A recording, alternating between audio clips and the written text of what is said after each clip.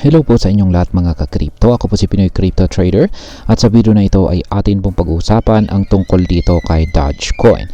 Ayon po sa mga eksperto, may posibilidad na lumipad daw ng 10 times or 10 beses ang presyo ni Dogecoin dahil sa ilang bullish patterns na nakikita sa charts.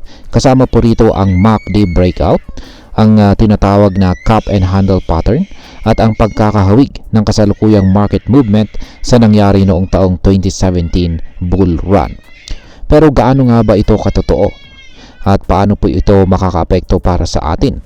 At yan ang siyang ating pag-uusapan sa video na ito. Pero bago po tayo magpatuloy ay pakibasa na lamang po ang disclaimer dito sa ibaba ng ating screen.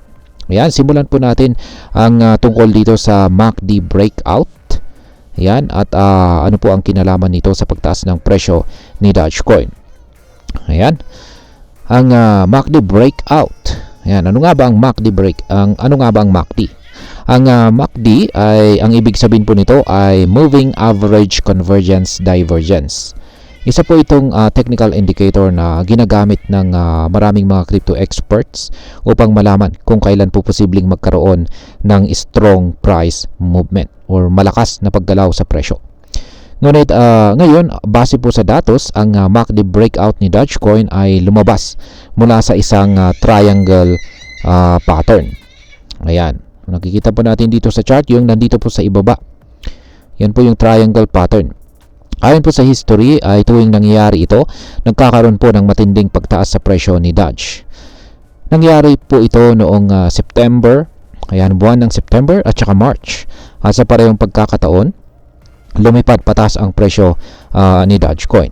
Ngayon, may bago na namang MACD breakout. Kaya maraming analyst ang naniniwala na maaring maulit ang matinding pagtaas ng presyo ni Dogecoin. Ayan, dito naman tayo sa cup and handle pattern. Ayan, bakit nga ba ito mahalaga? Ang isa pang indicator na tinitingnan ng mga analyst ay ang cup and handle pattern. Ayan po siya, yung pattern. Ito po ay isang bullish continuation pattern kung saan ang presyo po ay bumubuo ng isang hugis na parang tasa o cup bago dumaan sa isang maliit na pagbaba na tinatawag po na handle. Base sa analysis, si Dogecoin po ay kasalukuyang nasa handle phase. At kapag lumampas po ito sa tinatawag na neckline resistance kung saan ay nasa presyong 0.185, maaaring umakyat ito ng hanggang $1.85 hanggang $2. Sa madaling salita, kapag nag-breakout po ang presyo mula sa resistance level na ito, posibleng lumipad ang presyo ni Dogecoin ng mas mataas pa. Ayan. Dito naman po tayo sa 2017 bull cycle. Ayan.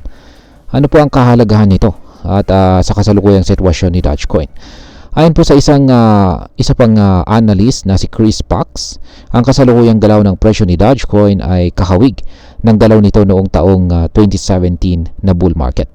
Noong mga panahong ito, nakita ang parehong patterns at breakouts at ito po ay nagresulta sa malaking pagtaas ng presyo ni Doge. Kung susundin po natin ang pattern na ito, may posibilidad na umabot po ang presyo ni Dogecoin sa $4 kung magkakaroon ng isa pang malakas na breakout. Sa katunayan ay may ilang analyst pa na nagsasabi na posibleng umabot ito sa $20 sa long term. Ayan, ang tindi. Bilang panghuli ay ano naman ang aking masasabi tungkol dito? Una ay oportunidad. Ayan, oportunidad po ito dahil kung totoo nga ang 10 times rally na yan or 10 beses na rally, maaari pong magkaroon ng malaking kita ang mga naka-hold ng Dogecoin o mga papasok pa lang bago ito tumaas. At maliban po dyan ay panganib. Ayan, meron po itong dalang oportunidad at saka panganib. Dito po sa panganib ay dahil ang crypto market ay kilala sa pagiging volatile o pabago-bago. Kahit na may bullish indicators ay wala pong kasiguraduhan kung tuloy-tuloy ang pagtaas ng presyo nito. Kaya ayan, dapat po nating tandaan na ang meme coins tulad po ni Dogecoin ay madalas na umaasa po sa hype at saka social media. Kaya mahalaga pong pag-aralan natin muna ang market bago po tayo pumasok sa isang malaking investment. Sa kabuuan ay marami pong positibong senyales na posibleng tumaas ang presyo ni Dogecoin. Ngunit gaya po ng dati, ang crypto trading ay may kasamang malaking risk. Kaya kung ikaw po ay isang long-term investor, maaring magandang oportunidad ito para mag-hold ng Dogecoin habang nasa mababang presyo pa ito.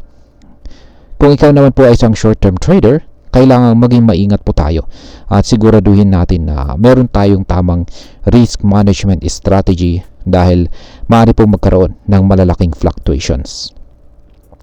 At ayun, hanggang dito na lamang po tayo sa video na ito mga ka-crypto. Marami pong salamat sa panonood. Ingat po tayo lagi at God bless po sa ating lahat.